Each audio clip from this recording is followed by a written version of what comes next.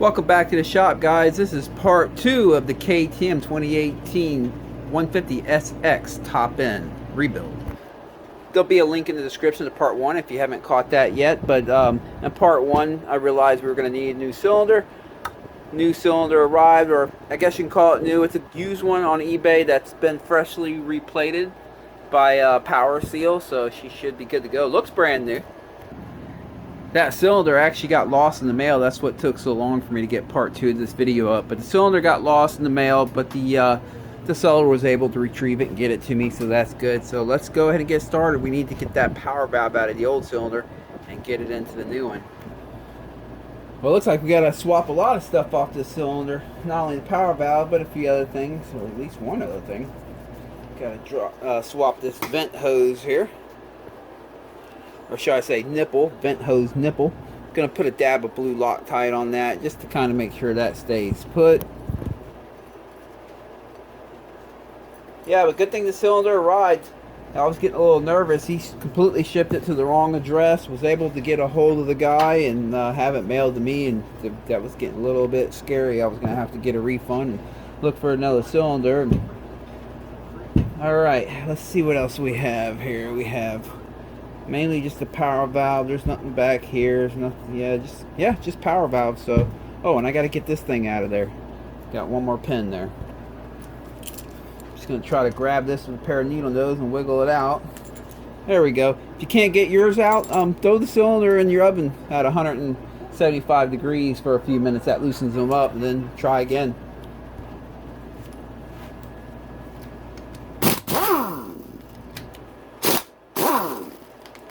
Okay, I'm going to want to remember that one was at a slight upward angle.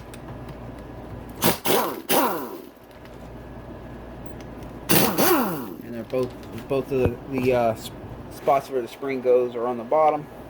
That's stuck on there pretty good. Let's see what we can tap her off with. Actually, there you go.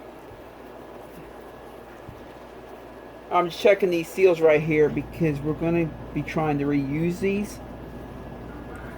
So I'm just making sure they look decent. Yes, they do. Let me peel them out of there. Try to keep them in good shape, not break them or anything.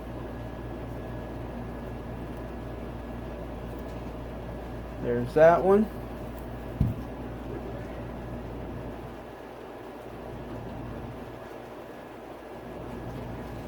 Alright, we got them out of there. And now it's time to start digging in this power valve.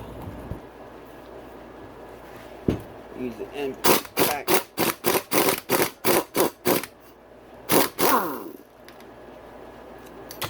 I'm going to try my best. Yeah, there we go, already dropping stuff.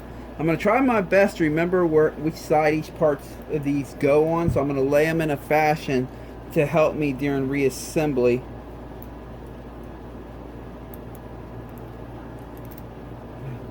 There we go. I'll just set that right over here. That will go on the left side of the cylinder. If the cylinder's direction it faces when you ride the bike. That's just going to help me during reassembly. Make things a little bit more seamless. Of course, that spring come undone there, but that's, they do that. We'll reattach that when it's time to put it back together. Okay, that goes on the other side, and you have this piece. There we go. I have that ranged back there. That's the left, that's the right side. Now I'm going to have to knock this. Oh, it's spinning. It's loose. So let's see. Sometimes you got to tap them out. Let me get something to tap it with. Alright, here we go. You want to do it evenly until you get it out of there. Should be able to just grab it. Yeah, there we go. Alright, we'll clean that up in a minute. She's looking pretty scuffy, but we'll clean it up. Alright, this right here is going to take a Torx to get it off, so let me get that situated.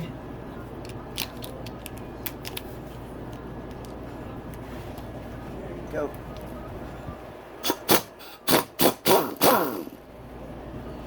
No problem there.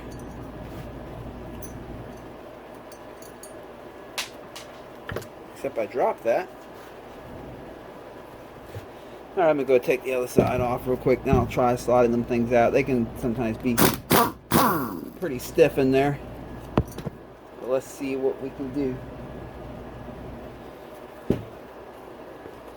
Kind of having a little bit of a pain in the butt getting these out, because remember when I used the muriatic acid to clean it? Remember I said you have to get all that stuff cleaned up real good. It kind of left a little bit of surface rust on the power valve plungers in here, but they're coming out. I'm just having to work at them a little bit. I'm having to stick this in there and tap them out. Once I get them out, I'll clean that little bit of surface rust off.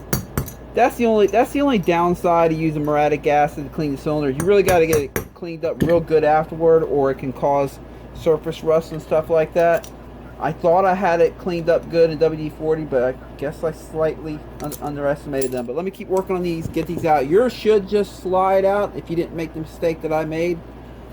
But yeah, let me continue getting these out. It's slowly coming out. You can see a little bit of surface rust right there. I'm going to clean all that up. Again, that's if you use muriatic acid, make sure you get all the rust cleaned up. But I'll get all that cleaned up and I'll make it look like new again. As of right now, I'm not sure if there's a left or a right on these, so I'm going to continue. That's the left one. Now we have to get the right one out. I'll continue putting the left parts on the left side, the right side on the right side, so when it's time to put it back together. Alright, looks like I have the other side coming out. It's getting close at least. Let's see. Yeah, there it is. See a little surface rust, but again, I'm going to clean all that up. Okay, I think that's everything I need off of this cylinder. As far as I can see, there's nothing else you can take off of it. So yeah, it appears both of these are completely identical. It appears there is not a left or a right. You can just mix these suckers up. Right now I'm just using this very soft brushed wire wheel, and on slow speed I'm just letting it slowly just clean the little surface rust up. Alright, I have them pretty much cleaned up. I'm going to reuse the same O-rings. They're still in good shape. So this was a premature failure, so a lot of this stuff is still good from the last rebuild. That's why I'm reusing a lot of this stuff that is reusable. Alright, then I'm ready to go. Now I have to clean this drum here. Whatever you call this stupid thing. Got to pull these off. A little crusty in there. And I'm going to pull these rubber O-rings off too, because I'm going to hit this with the wire wheel as well to get it nice and cleaned up. Just slide them little suckers off there.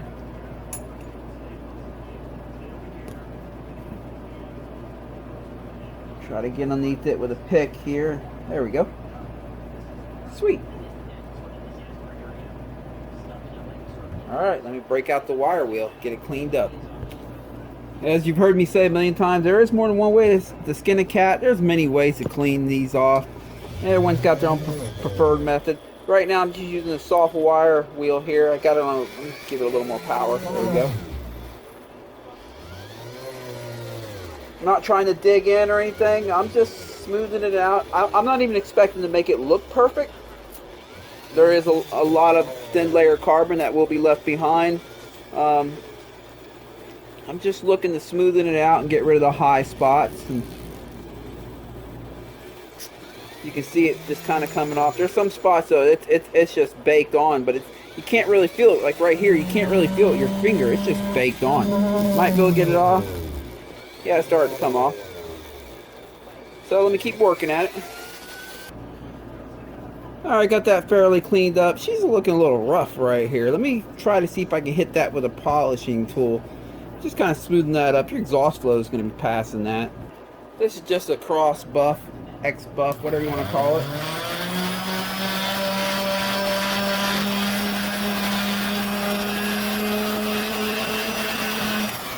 If you use a tool like this, be real careful. Wear good safety glasses. Matter of fact, I better put some better ones on myself. These tools can be vicious, so you got to be careful.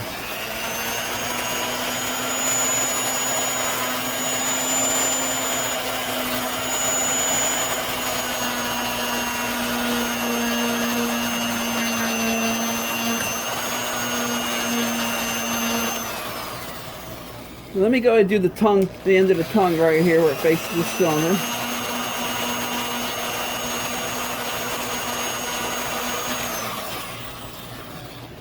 There we go. I got that smoothing out. I mean, obviously it doesn't look perfect, but it is nice and smooth to the hand, and exhaust should flow through it pretty good.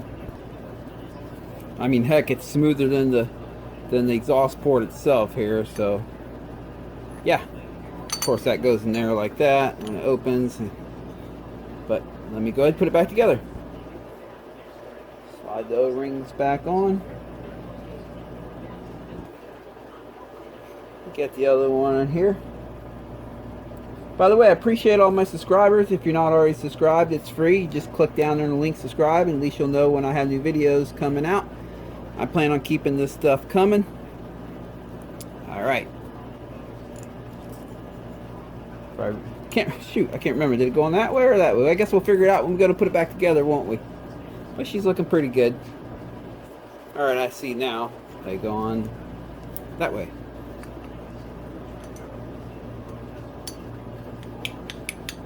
Got that in there. I mean, I'm going to pull it back out for now until we get the these little side drums back in. Let's go ahead and work on them. These can get pretty sticky in their bore when you're trying to set the power valve up, so make sure you put a little bit of pre-assembly lube on them, 2-cycle or just some kind of lubrication.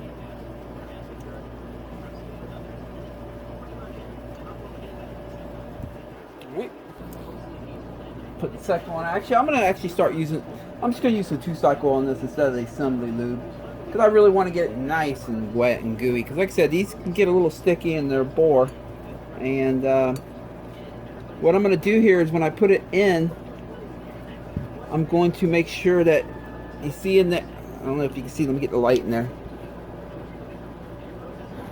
You see how the drum, the opening on the drum completes that port right there, going right in here. I'm going to set them both just like that, because at least I know they're in the proper position for fully open, and that way when I go to assemble the middle section here, I know these won't be pretty much in the proper location in some part of their rotation and not actually 180 degrees out. Now I'll go ahead and lock them in. I like to use red Loctite on this kind of stuff. A dab will do. Just guarantee stuff doesn't come loose on you. Trust me, if you don't use Loctite in this stuff, a lot of times stuff will come loose on you. These motors vibrate a lot, so make sure you have some Loctite, preferably red, when it comes to these engine parts like this that get hot. The blue stuff is okay for holding your plastic on, but I don't think it's very good for motors, not for the inside of a motor like this. The blue stuff is very mild, but the red stuff does the trick. Like I said, just a dab will do. You don't have to go too crazy with it. Make sure that's all the way in.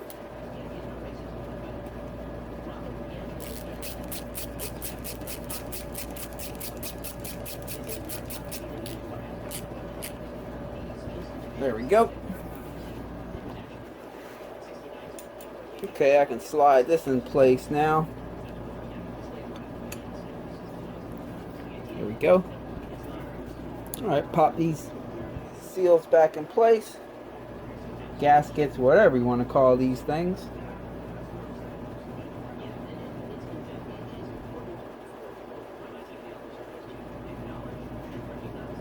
And I think I'll put the lid back on now.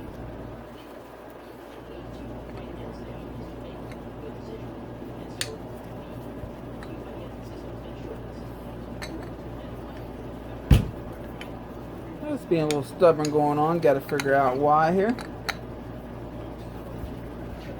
There it is. Oh, alright, I'll put a dab of Loctite on the bolts for these. Just a dab will do. I just don't want them coming loose. They can come loose.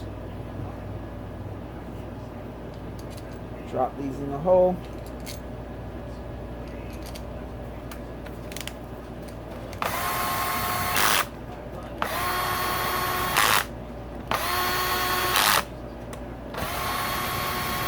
Now remember the part that your pipe springs connect to, make sure you put them over here at an angle. You'll see they have a little high spot right here and right there that kind of catches it as you're tightening it up.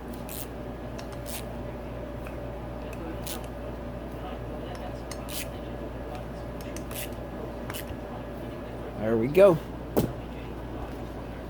Alright, this moves freely. Now these, when you first put it together, you can be like, this doesn't work, it's not spinning. Well, you saw it spin a little bit there. These are really tricky. Once they get by hand, even when you put the whole power valve together, you'll see when we get there, they're tough.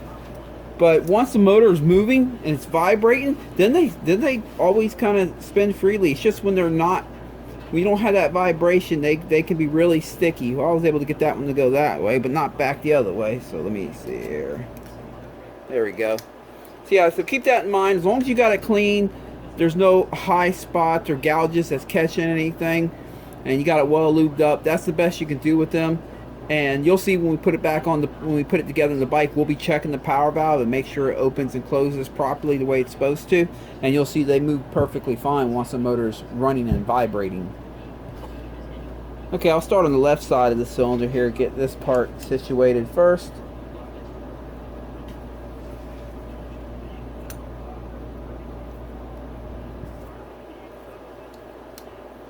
This is going to be a little tricky.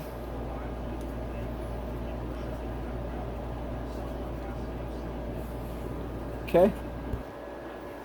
Dab a Loctite on that.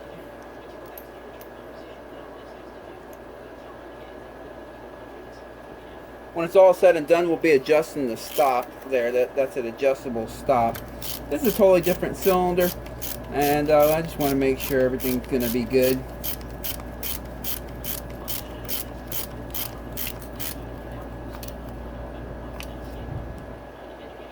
There we go.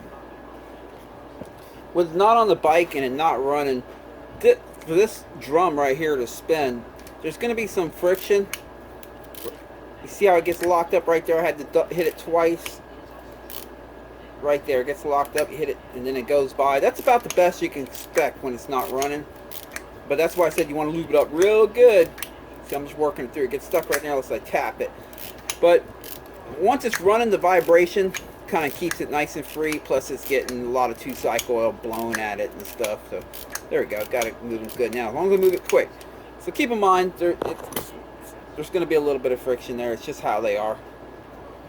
Alright, now I'm on the other side where the actuator lever is, or whatever you want to call that. Got that piece on there. And you think it's hard to open and close this power valve with just one drum in there. Wait till you get to the added friction, and two, it gets really tricky, but we'll get there in a second. Alright, how are we going to do this here? Let's see. Alright, now that I have that in place, you want to want this spring right here above and in that little groove, and just let that stay there for now. We're going to worry about that in a second. Line everything up. I'm going to put some Loctite on this now. Although we're not going to screw it all the way in yet. I'm just going to put it in a couple threads because I want to be able to slide that spring up. This part of the spring right here. Remember, that side's stuck behind that, but we got to get that one over that nub there. So I keep it loose so I can slide this whole system up. Then I'll take a flat head.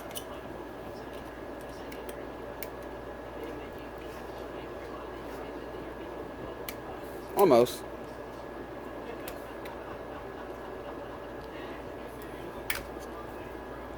Got it. Now let me tighten her up. And I'll show you what we got.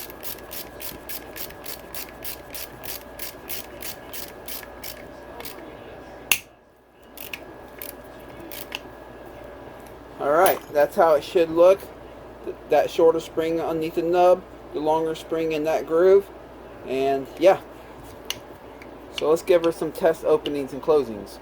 So right now the power valve is fully open. I want to close it, but I'm going to use the other side to close it so I don't loosen this up. The other side will be tightening right here. So let's give it a, you're going to have to wick it good. Oh, wrong way. There. That's fully closed. Go to the other side, see if I can get it fully open. Like I said, you got to snap it because there is a lot of friction. There we go. That's fully open. Oh, you see how it didn't, let me try it again. There we go. Make sure these stay tight. Now what I'm going to do is adjust I'm going to check the adjustment, how far it opens. There's this stop right here that we can adjust. I'm sorry, how far it closes. So let me close it first. Closed all the way, and it's rested against that stop. I'm going to look in here, and I'm going to see this tongue. Let me get something to point with, and I'll show you what I'm looking at. If you look down in that back corner, right back there, you want to make sure that it looks like it is actually hitting. You want to make sure that tongue is not bottoming out on the exhaust port there. You want to get close but not bottom out, which it looks like it's bottoming out, so we're going to make an adjustment real quick. Loosen this up. Oh, wrong way. Yeah, well, that was on there pretty tight.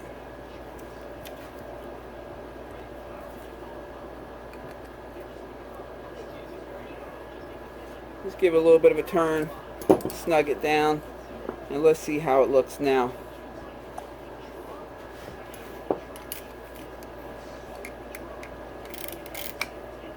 That's closed all the way. Okay, now I can see that there's a tiny little gap there, so that's good. See a tiny little gap before it hits the. Let me get the light in there for you. Right there before it bottoms out in the exhaust port. I want to get it a little bit closer than that though. I probably went a hair bit too far, so let me go ahead and try getting a little closer. Okay, I think I got it. It's gonna look like it might be touching on the camera. Let me get it up in there, but it's not. It's just really close. Right there. And let's see. Let me see. That's open. There you go. You can see there's a big gap. And then I'll close it again one more time for you guys. For you guys who've never done this before. There we go. And you just want to make sure that power valve tongue doesn't bottom out on the edge right here. Does not bottom out on the port. It just gets really close. And that's set. So I think the cylinder's ready to put on the bike now. By the way, check out that beautiful honing. That was a power seal replate. They did a fabulous job in my opinion. They did a really good job of cleaning it up. You know, where the nickel seal goes into the ports down here. That was a quality job. I'm pretty impressed with that, so that's always good. If I have to get a nickel plating, I'll probably be trying them out next. Alright, time to put the cylinder on the bike, so let me go ahead and pull the seat and tank back off, remove that rag, and we'll get down to that. Just going to use a box cutter razor blade here and scrape off any of the gasket material that was left behind. Try not to get it in the cylinder area. That's what I'm trying not to do here. If I get some in there, I'll wipe it out. But I just want to get the surface nice and clean. I find a box cutter, if you use it like this barehanded, it's kind of the safest way to scrape any gasket off a surface without damaging the aluminum. Alright. Brand new Wiseco wrist pin bearing. Just pop some 2-cycle oil on her too, so she's not dry on the first startup. There we go.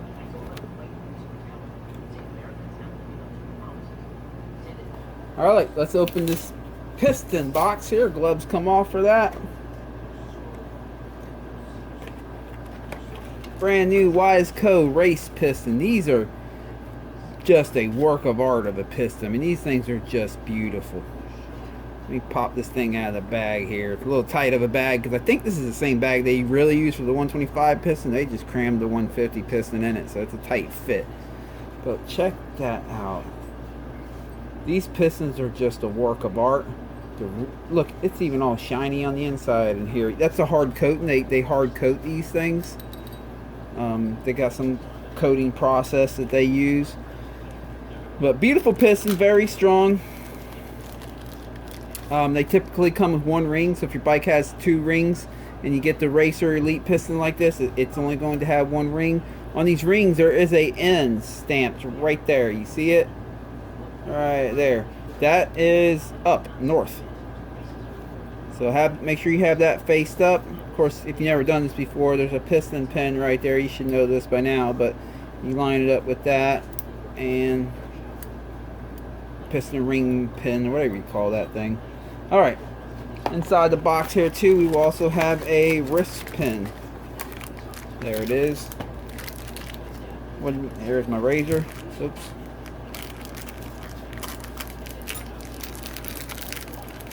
And then we will have our circlips right here.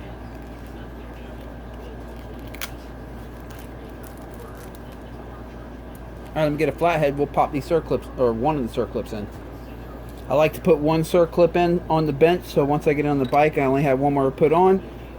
That arrow points towards the exhaust side, so that's the intake side. I'll be popping that side on the bike, so let me put this one in. What I did is I put the wrist pin in now. I just set in there. That helps me get the circlip in without it just being pushed all the way through. If you've never done this before, see the opening in the circlip right here, and you see how it has that grooved out spot right there? What I'm going to do is I'm going to take the opening and put it in there just, I don't know if you can see it, yeah, just like that, and I'll press my thumb right here, holding it in the groove. And then I can take the flathead and just walk it in. I got to keep my finger on the other side holding the wrist pin from sliding through. I can just walk it through like this. Now I'll push. There it is. Now once I get it in there, I try to center the open groove. Let me pop the wrist pin out and show you. The open end of the circlip, I try to put it right in that groove, which it already fell right perfectly in place to. In the old days, they used to say you want that opening on the bottom or the top. The idea was when the piston was going up and down, it was less likely that the circlip could jump out of its groove. But that was the old days, like the RM125s that had really underbuilt wrist pins. I mean circlips. Nowadays the circlips are so robust. You really want all the circlip and its seat. That spot right, any part of the circlip that sits in that little groove right there is not helping holding it in anymore, so you might as well just have the open end right there. So that's what we're going to do. Now let's go on the bike and put the other side on. Take a clean rag, put it all around the crank area, that way in case the circlip goes flinging dinging, it doesn't go down into the crank area. Sometimes you don't know where the circlip went when it flings off, and then if you can't find it, you're going to think it's underneath that crank, and it's going to drive you crazy. So just put a rag there. If it flings off, hopefully you have... Let me put this out of my way. Hopefully you'll have a good chance of finding it. Alright. Remember, the arrow goes towards the exhaust side, and also the ring pin here, the locating pin for the ring, for the end gap, that is always on the intake side on a two-stroke, so keep that in mind. Slide that in there. Get the circlip. I'm going to put it on the same way I did with the bench. I'm going to start with the opening right here in that groove, all the way in it. Pressing it with my thumb. Oh. And then we'll just walk it all the way around. Push it in, all the way. And get it in there. Oh, let's try it.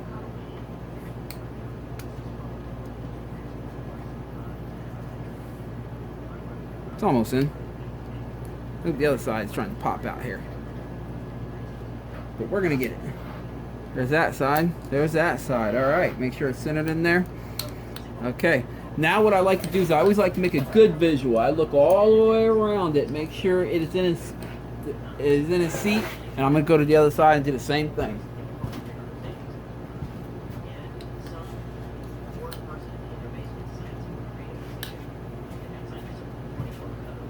I do that for peace of mind, so when I put it together, I definitely know I got them circlips in their seat. Nothing worse than I've seen people put circlips in and they don't get them in the seat, and the bike starts up and it runs, and they think everything's fine.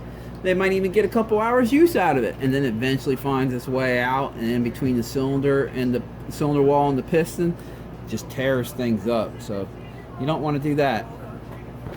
Alright, we have the cylinder base gasket. Now if you watch part 1 of this video, you remember how I pointed out that this was a perfect thickness for this motor as far as what we knew, but that was with the original cylinder. We have a new cylinder now, so I'm hoping that this is still going to be the right base gasket for it, and I don't have to order another one. And we won't know that until we get the cylinder bolted down, and then see how high the piston rises up in the cylinder bore at top dead center.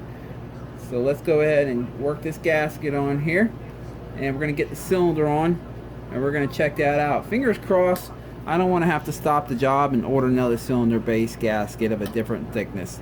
But KTMs, that's what they do. They have usually about 5 to 7 different thicknesses for every bike, and you have to figure out which one yours takes. And once you figure it out, as long as you don't change anything, you should just be able to keep buying that same thickness. Let's put the cylinder on. Alright, fun. Time to put the cylinder on. Make sure the ring end gap right here is lined with the pin for the ring gap, and kind of hold it in there on the intake side.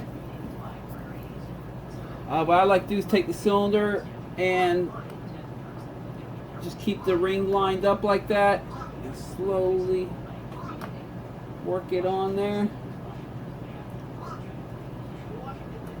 There we go. And wiggle her on down.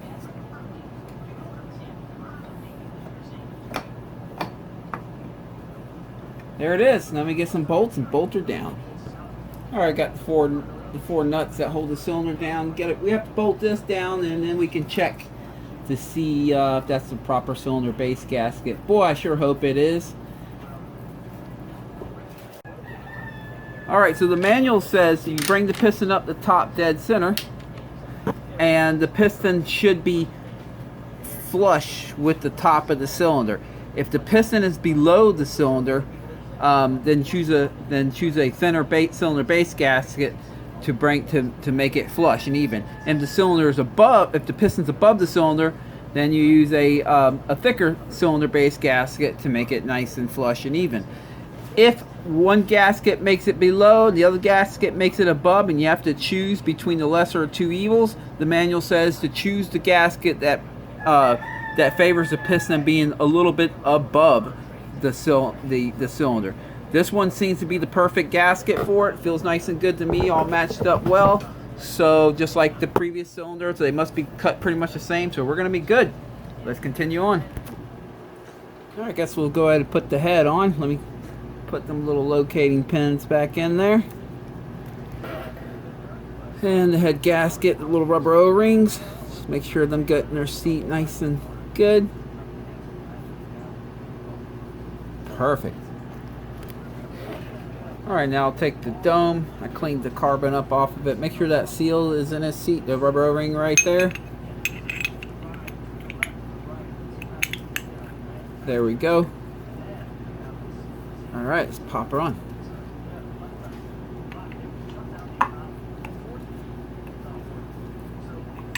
Oop, what do I have wrong here? Ah, I see.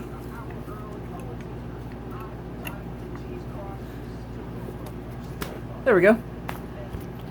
Just drop the bolts in here with the little washers to seal it.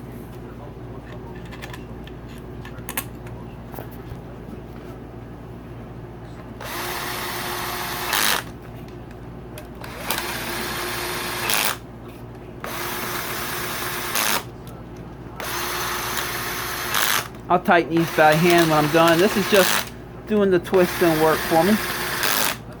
There we go. Now I'm tightening them by hand. Again, there's torque specs for these too. If you do it by hand like me, just know you don't just choke up on it. See where I'm holding the ratchet here? So I can't over tighten it too easily, because you can strip these out. You just want to bottom them down pretty good and snug them up with like this while you're choked up on the ratchet, so you don't put it too tight. Because you strip these out, it strips out in the cylinder, and guess what? There's no retapping these. You can't. There's not enough material. I know. We tried.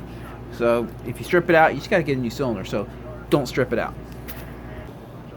All right. There's so many adjustments on this power valve, and it's easy to get them all mixed up and everything. But the power valve itself does not have a spring that closes it. It relies on the spring of this. See how I can pull this lever up and it just comes back down? So it relies on that to close it all the way. Now, right now I currently have the power valve closed all the way. What I want to make sure is that I don't have to make an adjustment right here, since remember we changed the stop for the power valve stop while we were putting the power valve in. So I want to make sure everything's still going to be good. If I have to make any adjustments right here, I will. So what I'm going to do is I'm going to slide this on. I'm not going to put the locking, what do you call that, the clip in there yet.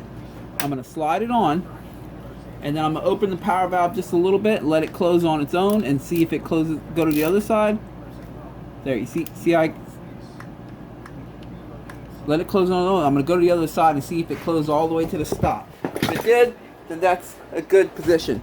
And see, the stop's right there. Yep, it's touching the stop. Now you obviously don't want to adjust this thing so far down that it closes it really, with a lot of excess, because you need it to also open the power valve all the way fully open, which we will be checking that too once we get her up and going. So what I'm going to do is I'm going to open the power valve now all the way open. There we go, it's all the way open, and go to the other side. Notice I've disconnected this so I can open it up all the way and it stays there. Alright, when it's all the way open, and this is all the way open, by the way, I got this ratchet here forcing it all the way open too. You'll see there's a little bit of room right up in there, like you would think it can open it up more, but it doesn't. That's just how they are. So what I'm going to do is I'm going to put a line like that. Now, when I go to put the motor back together, I'll be able to leave this cover off right here and start her up, rev her out, and that line should get to that. When it revs out, that's closed, that's open. Then I'll know that when we rev it out, it's getting fully open and we're good to go. We already know we got the stop for where we want it, how far we want it to close. Now we want to make sure that it's opening up all the way so we get our full performance. Alright, I suspect this power valve is going to open fully because, like I said, you can always make adjustments right here, but because it is perfectly matched up to just barely get it closed all the way, I expect it to open it up all the way. But anyway, we'll find out. Pop that back on now, and now I have to put this little clip. Remember we pulled that off in the first video? I'm going to grab it like this. Hold it tightly. You don't want it falling down in there. You'll have, if you can't fish it out with a magnet, good chance you might not be able to. You're going to have to pull that whole clutch cover off. So grip tightly. And don't drop it. There we go. Got it on there. Alright, I made a mistake here, and you might too. How am I going to get that gasket on with that in the way? I should have slid it behind there first. Let me pull this clip back off. Remember, don't drop her. Got the clip off. Pop this off. Slide the gasket underneath there. I've done this job quite a few times, and I've forgotten that quite a few times. I've had to do this twice. Alright, let's see.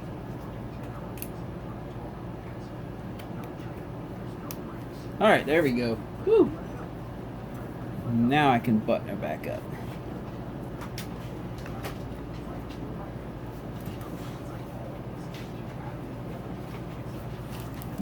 Alright, let me put the hardware on for this cover, and we're going to leave the cover off on the other side for the time being, like I mentioned, so we can rev the bike out and see how far the power valve opens, and if everything's good, we'll put that cover back on.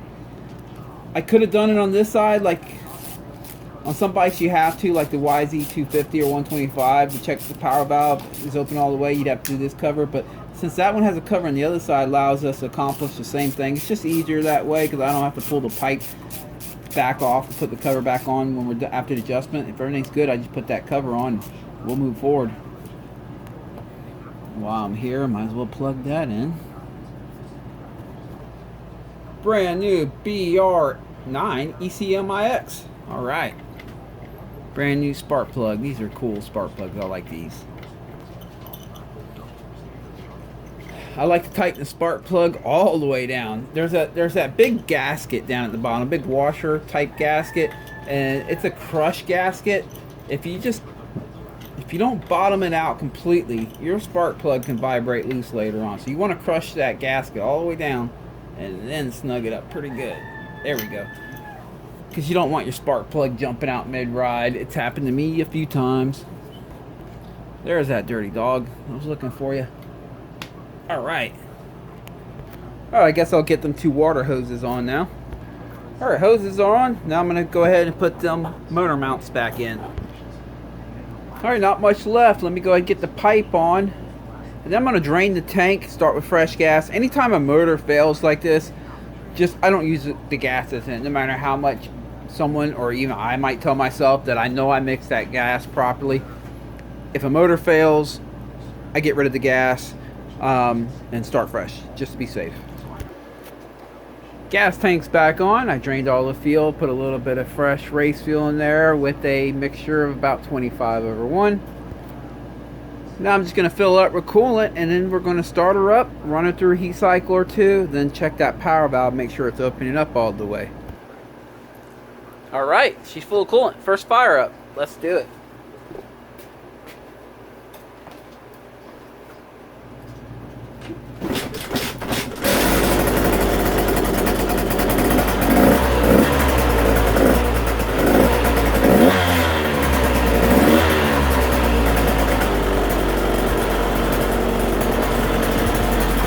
So far she's running good. Let me go ahead and let her fully warm up, running through a heat cycle. I'll be back in just a second.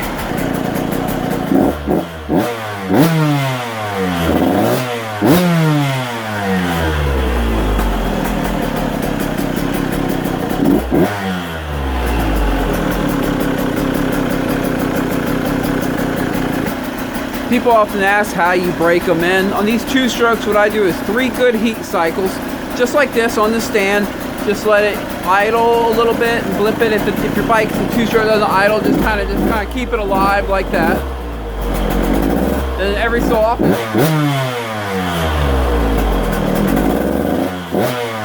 and then you just feel the top of the radiator and just run it till it gets pretty hot. And then once it gets fully hot, I'll shut it down, let it cool back down at least 15 minutes, and do that again. Do that 3 times, 3 heat cycles. Then on your first ride on the track, let me go ahead and shut this one down now real quick. I'll let her start cooling down. On the first ride on the track, you want to make it generally an easier ride and a shorter ride. Make it about 8 to 10 minutes.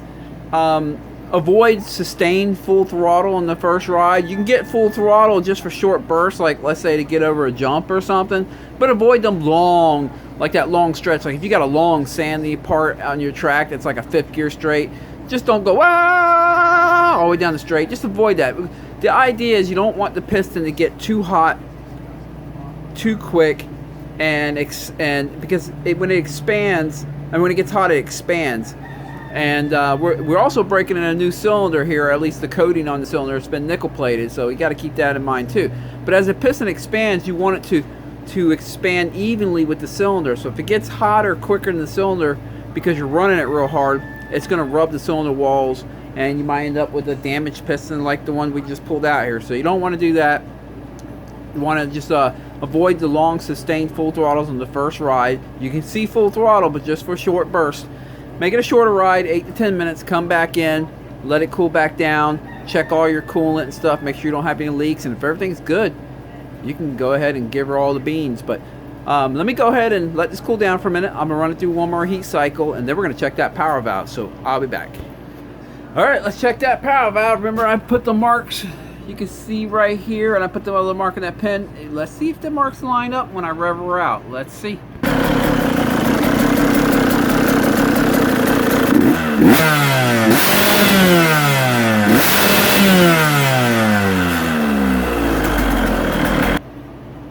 That's perfect. Let me go ahead and put that cover back on. Pop this cover back on, and that's pretty much complete, except for maybe one more heat cycle, and then at the track, the first ride, making a short ride, and she'll be ready to rip. But if we found that the power valve didn't open up all the way, I would go back to the other side where I showed you the actuator rod is adjustable, and you would make adjustments there until you can find a good balance where it opens up all the way and it closes all the way.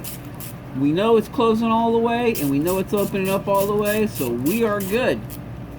But if we had to make changes, we would have, but we are good.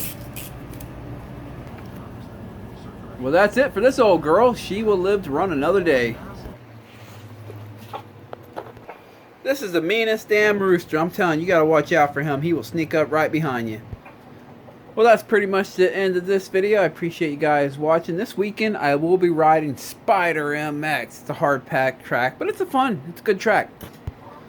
I thought about taking the YZ250 two-stroke out there, but you know what? I think instead I'll take out the YZ125. And again, if you're not subscribed, please click subscribe. I will have much more videos coming. I'm in the works on how to jet a two-stroke. I'm going to be focused on the Kiin and the Mikuni carburetor, walking you guys through that. And got a few other things on my mind. So stay tuned. Hope you guys have a good weekend of riding, and catch you guys next time.